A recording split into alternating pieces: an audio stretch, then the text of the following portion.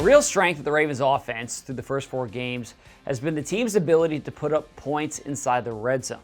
The Ravens are making the most of those red zone trips, finishing with touchdowns on the vast majority of those drives. The Ravens actually lead the NFL in red zone efficiency through the first 4 games. They've scored touchdowns on 80% of those trips inside the red zone. I mean, that is really impressive. And the Ravens have used a variety of approaches to get that done.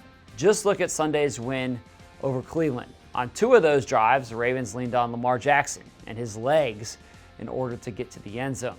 2 other times, they turned things over to his arm to get the job done. And that's when he delivered one of the best throws of his career with that dart to Mark Andrews in the back of the end zone.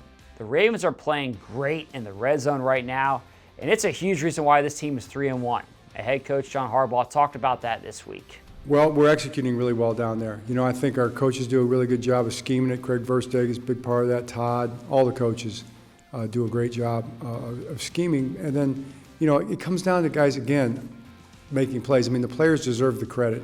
And Lamar's a very good red zone quarterback. Goes back to the completions that you talk about, the accuracy part of it, but also the fact that he can extend the play. He can also make the running game. There's not as much space down there. So when you can spread the defense out a little more with the running game, which Lamar helps you do with his skill set, all those things are part of it. But, you know, I mean, we've done well, and we've got to keep getting better. Red zone defenses are going to look at what we're doing, and they're going to make it their business to try to stop us.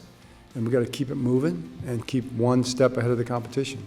Now here's another impressive stat. Warren Sharp highlighted the Ravens' success on 3rd downs inside field goal range. The Ravens are actually completing 71% of those attempts.